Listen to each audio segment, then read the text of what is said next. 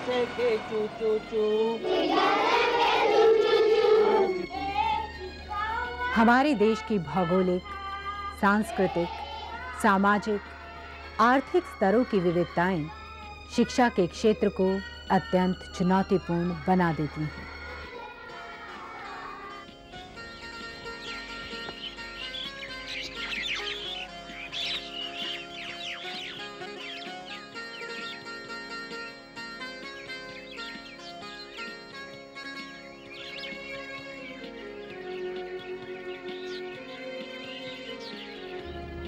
इनसे शिक्षक भी निश्चय ही प्रभावित होते हैं।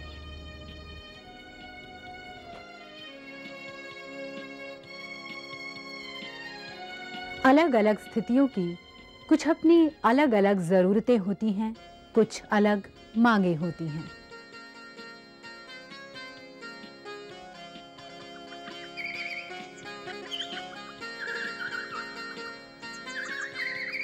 इनका प्रभाव पड़ता है स्कूल की सुविधाओं पर,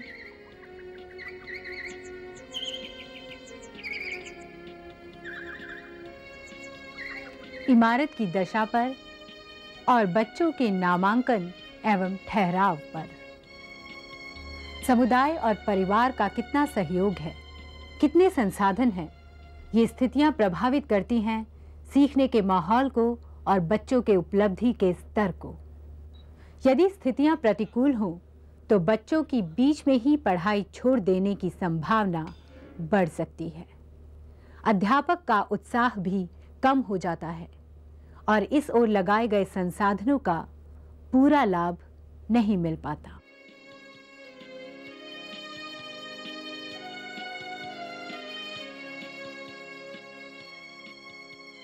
शिक्षक के सामने लक्ष्य है बच्चे को एक समर्थ और जिम्मेदार नागरिक बनाना, और इस लक्ष्य की प्राप्ति के लिए एक पूरी व्यवस्था तैयार की गई है। संविधान में दिए गए विद्यालय शिक्षा संबंधी प्रावधान के लिए कई नीतियां और सिद्धांत तैयार किए गए हैं। समय समय पर बाल विकास से जुड़े अनेक योजनाएं एवं कार्यक्रम तैयार किए जाते रहे हैं।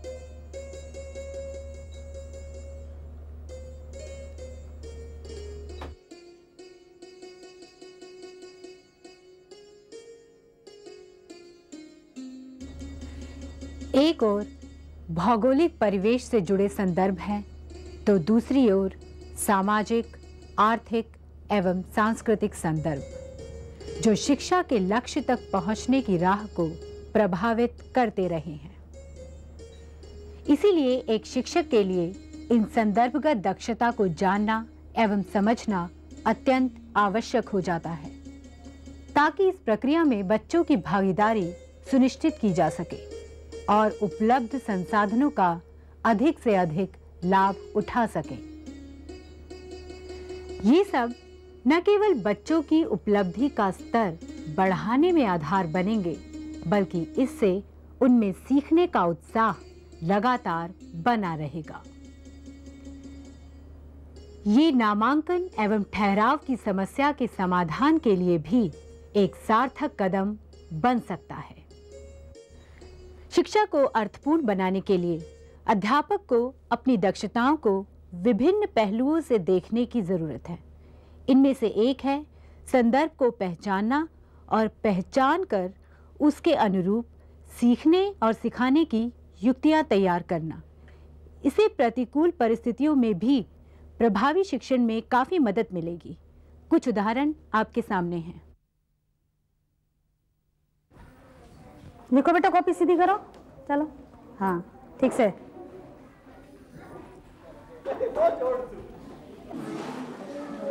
बेटे कर लिए ये काम दिया हुआ है, ये हो गया। क्या लिखा हुआ ये? को। फिर ये को। हाँ, फिर ये हाँ।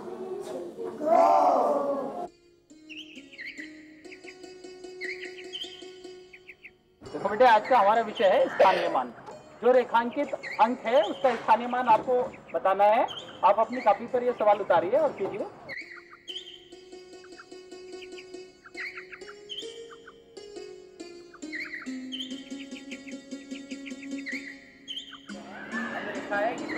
संख्यांक में रेखांकित अंक का स्थानीय मान बताओ।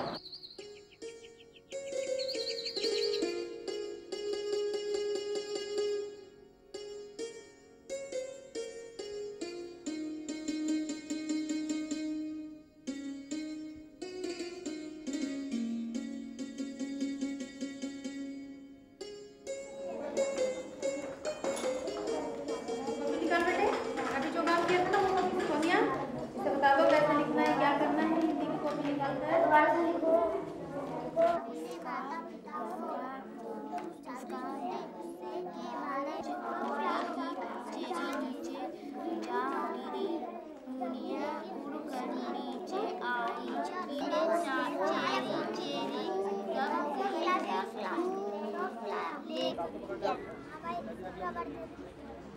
देख भाई, देख इसके पीछे जितने संख्या पीछे है ना उतने जीरो लगाएगा, और ये 6 है ना इसे यहाँ उतार दे, बाकी रकम दिखा रहा हूँ। तो अब मैं आपको 3 सवाल दे रहा हूँ, वो कर जाओ। हमारे विद्यालय में कक्षा 1 से 5 तक की शिक्षा दी जाती है। विद्यालय में विद्यार्थियों की संख्या काफ़ी है और अध्यापक हैं केवल 2। अब हमारे सामने समस्या उत्पन्न होती है कि 2 अध्यापक 5 कक्षाओं को किस प्रकार पढ़ाएं। हमने इस समस्या का समाधान ढूंढा और सामूहिक विधि से हमने बच्चों को पढ़ाया।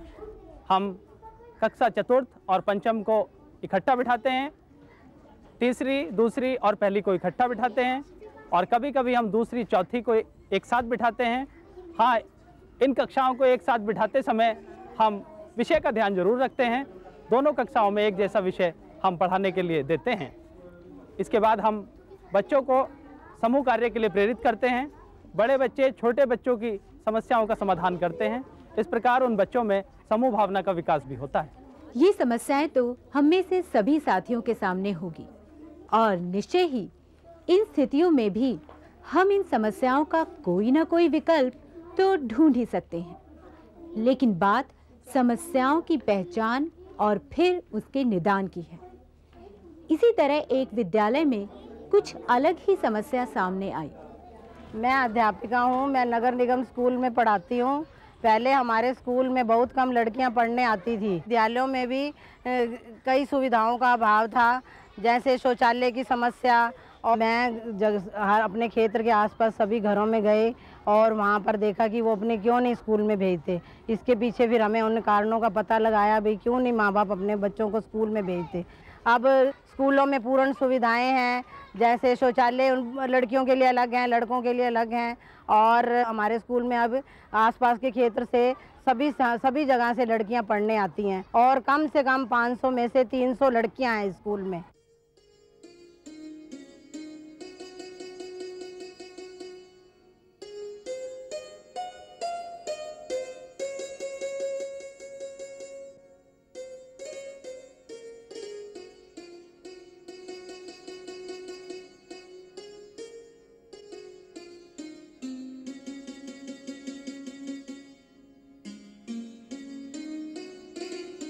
अध्यापकों के प्रयास को सफलता मिली और लड़कियों के नामांकन में वृद्धि हुई।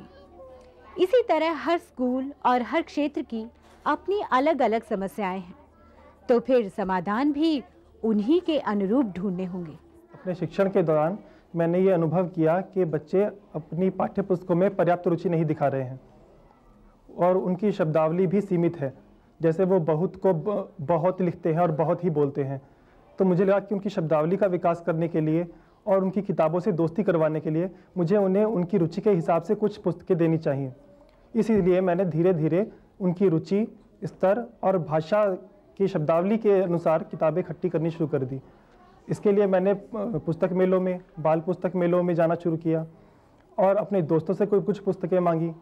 हमें अपने कार्यालय से तो किताबें मिलती ही हैं।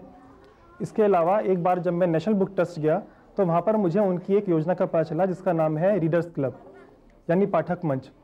मुझे पता चला कि वो इसके अंतर्गत कुछ संस्थाओं को, अगर वो सदस्य बनते हैं पाठक क्लब के, तो वो 100 रुपये की निःशुल्क किताबें देते हैं, बिल्कुल मुफ्त, और साथ में वो हर महीने एक पत्रिका भेजते हैं और स्कूल में इससे संबंधित गतिविधियाँ करवाने में भी काफ़ी सहायता करते हैं।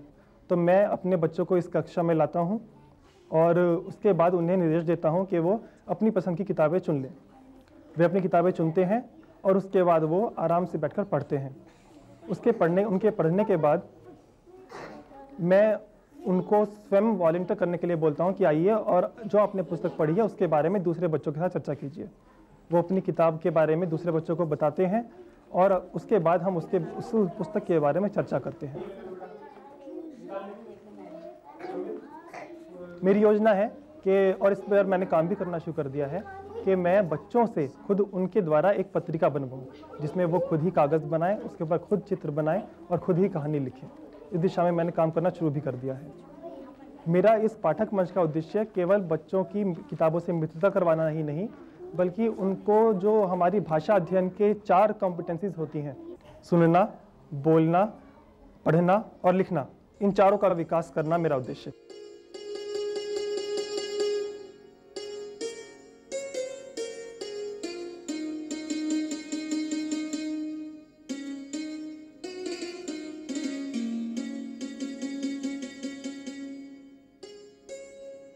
हमने अभी जो उदाहरण देखे उसमें आपने देखा कि हमारे शिक्षक साथियों ने परिवेश से उत्पन्न समस्याओं और बाधाओं को हटाने के लिए जो प्रयास किए उसमें सबसे महत्वपूर्ण था परिस्थितियों से समझौता न कर उसे बदलने की सोच, व्यवस्थित योजना बनाना, जहां जरूरत थी वहां एक्शन रिसर्च, स्थानीय समुदाय साथियों सहयोगियों से लगातार संवाद, धैर्य और सतत प्रयास।